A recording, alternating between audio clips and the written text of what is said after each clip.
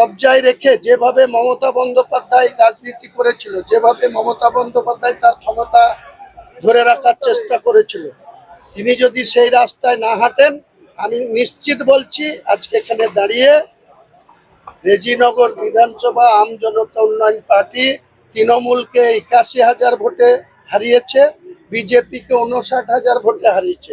আগামী নির্বাচন election commission যখনই করুক, আমি বলছি কোনো শক্তি নেই, যদি জবরদস্তি না করা হয়, প্রশাসন দিয়ে আমাদেরকে হ্যাকেল না করা হয়, রেজিনগরের মানুষ আগামী দিনে যে ভোটের মার্জিনে আমি জিতেছিলাম তার থেকে বেশি, তা কম না, সেই মার্জিনে আম জনতা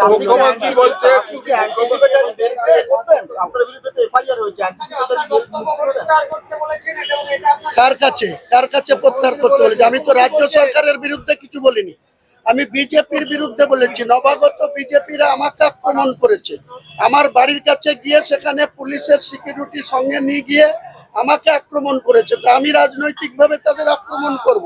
কার কাছে উনি ক্ষমা চাইতে বলছেন, ক্লিয়ার বলুন। নিশ্চয়ই যদি সেটা ক্ষমা যোগ্য হয়, নিশ্চয়ই।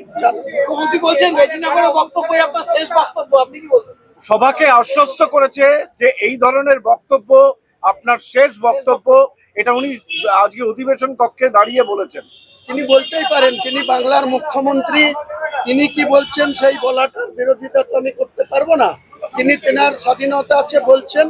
আমি আমার রাজনীতির কর্মী হিসেবে আমার যে বাই ইলেকশন হবে সেখানে আমার প্রার্থীকে জেতাতে গিয়ে আমাকে কেউ ঢিল ছুড়লে আমি তাকে রসগোল্লা ছুড়ব না। উনি এটাও